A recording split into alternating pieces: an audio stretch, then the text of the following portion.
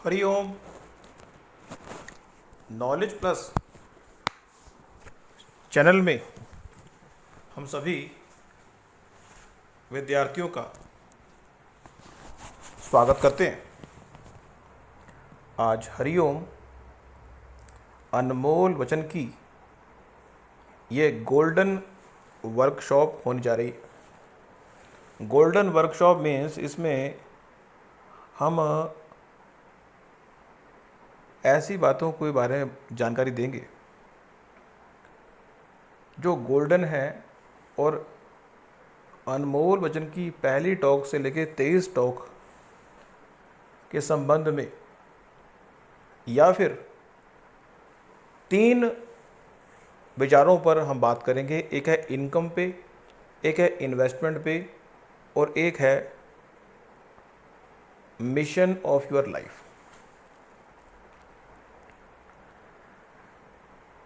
हर व्यक्ति के पास इनकम होती है,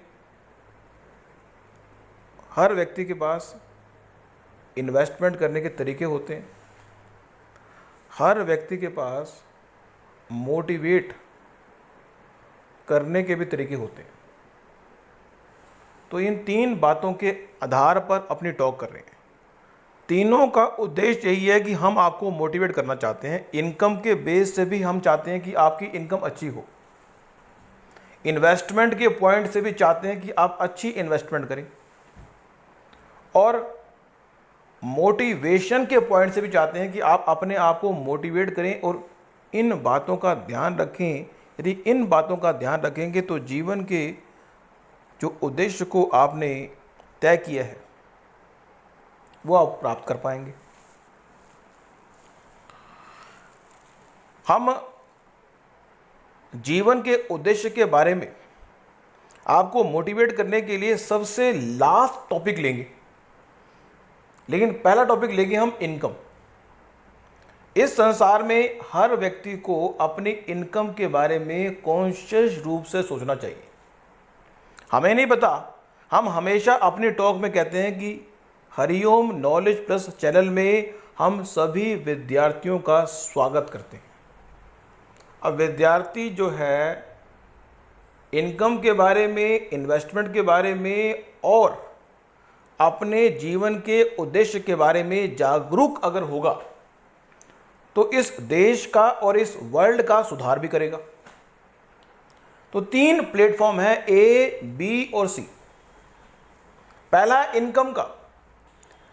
20 साल 25 साल बच्चे की उम्र हुई और उसको इनकम के बारे में बात हुई कि उसको इनकम कमानी है, नौकरी करनी है।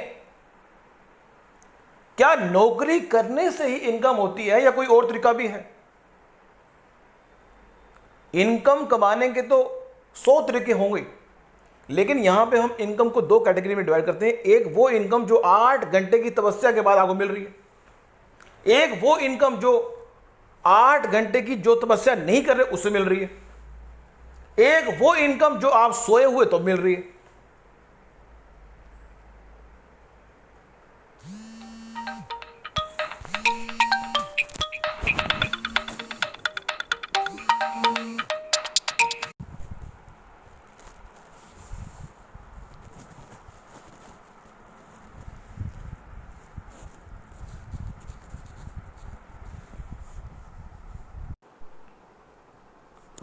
तो हम ये बता रहे थे आपको कि इनकम के बारे में बात कर रहे थे कि एक इनकम वो है जो 8 घंटे किसी जगह आप नौकरी करते हैं उससे मिलती है। एक वो इनकम है जो आप 8 घंटे के अलावा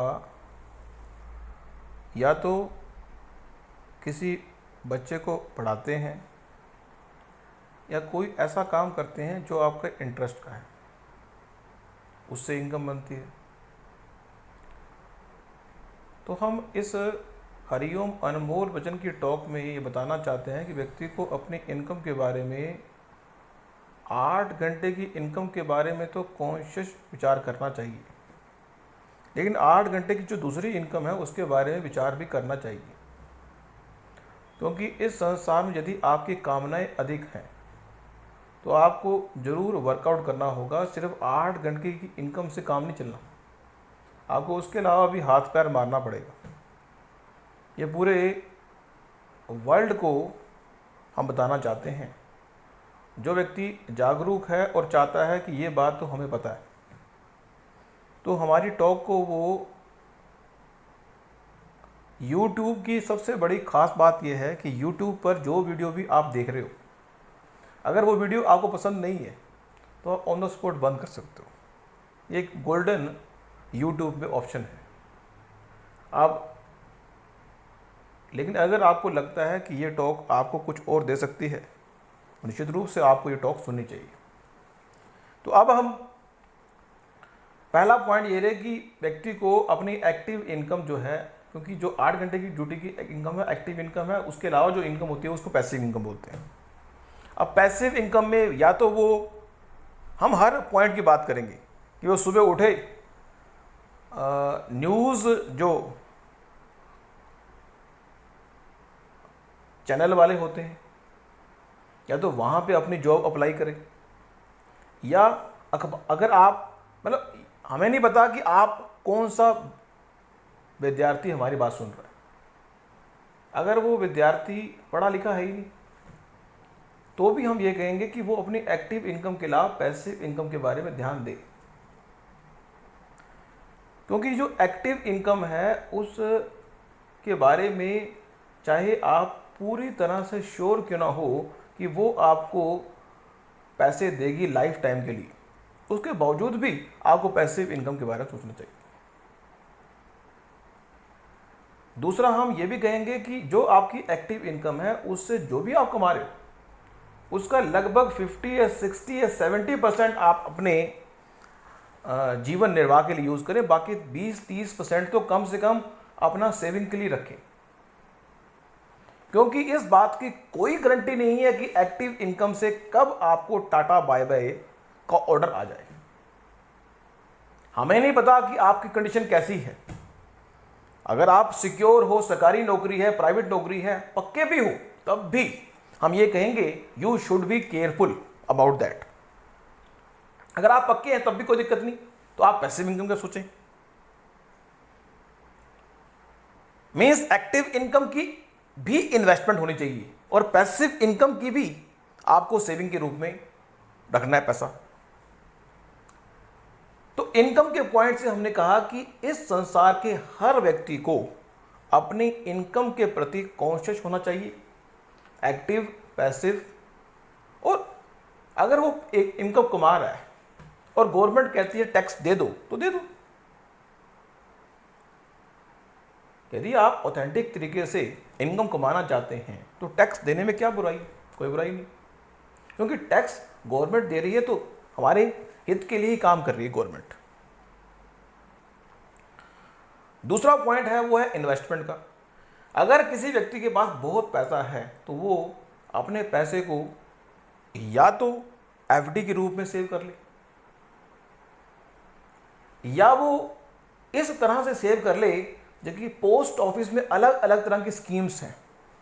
कोई 8 साल की है, कोई 10 साल की है, कोई 5.5 साल की है।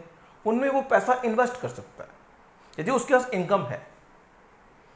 यदि उसके पास कोई इनकम का सोर्स नहीं है, वही एक्टिव और पैसिव इनकम ही सोर्स है, तो वो जो सेविंग कर रहा है उस सेविंग के से हिसाब से वो अपने लॉन्ग टर्म जो गोल है, हमने पहले भी एक टर्म ली थी फाइनेंशियल प्लानिंग।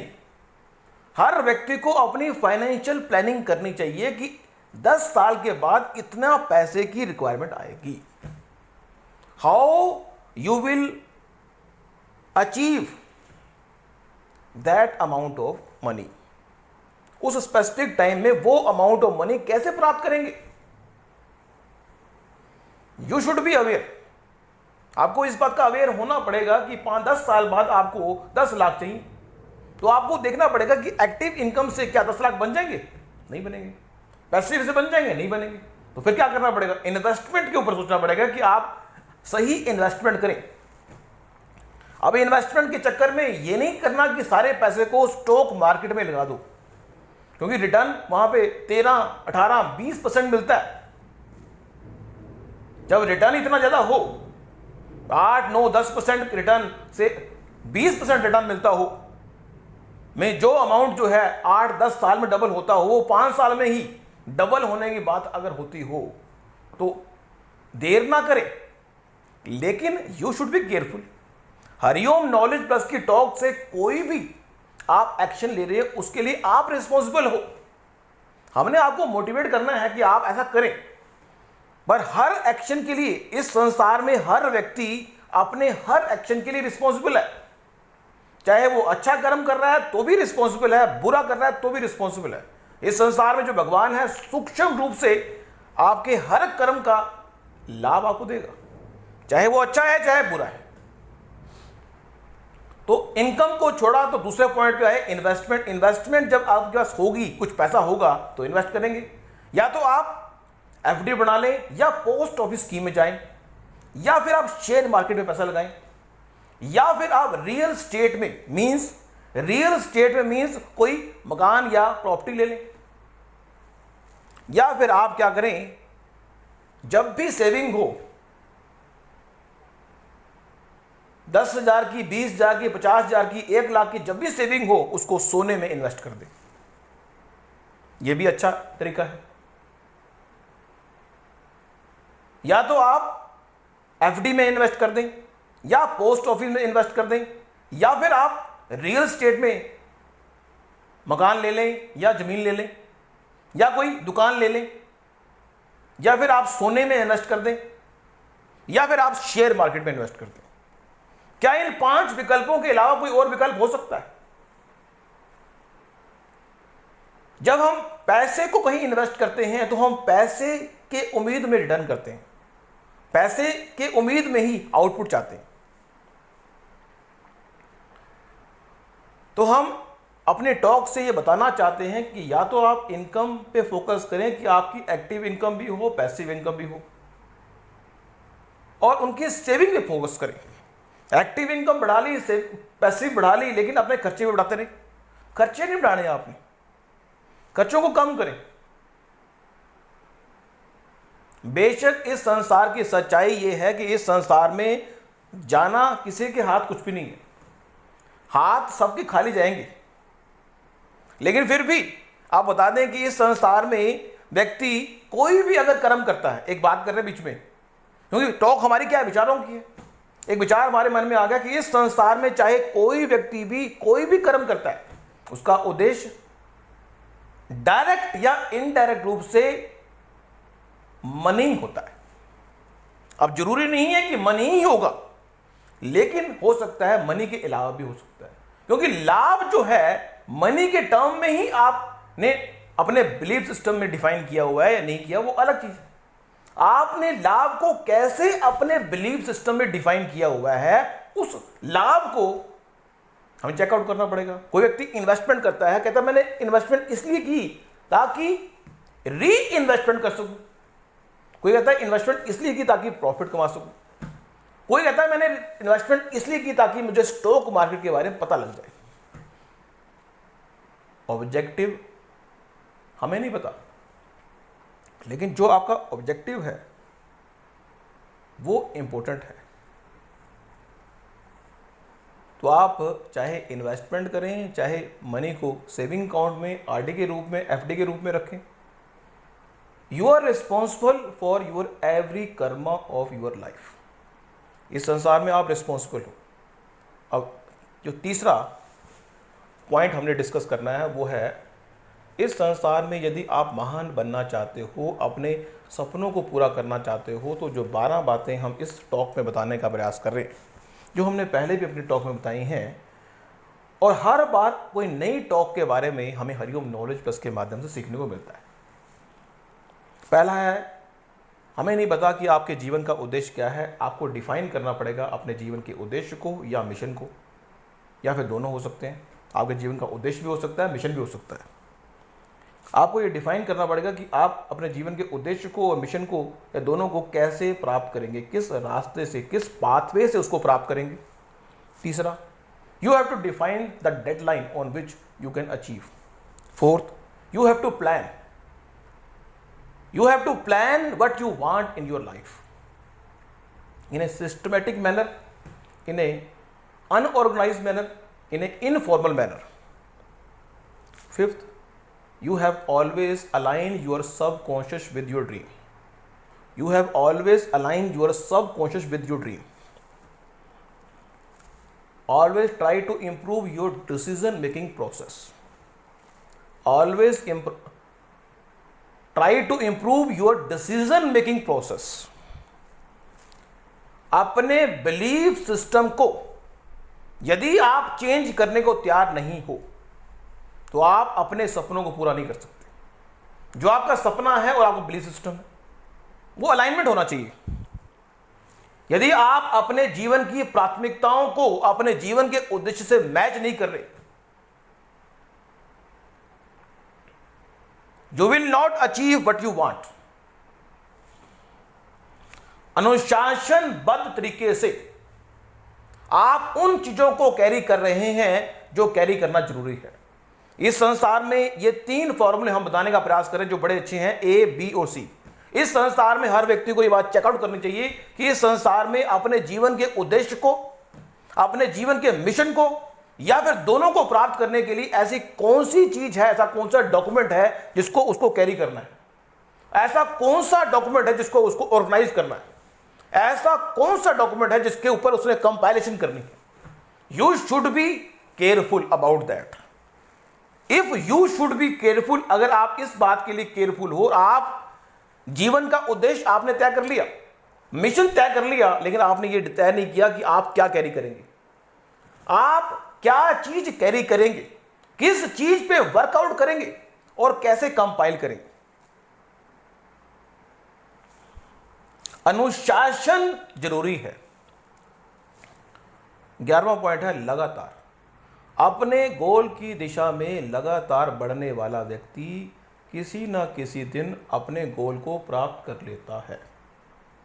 अपने गोल की दिशा में लगातार बढ़ने वाला व्यक्ति किसी न किसी दिन वो गोल को प्राप्त कर लेता है।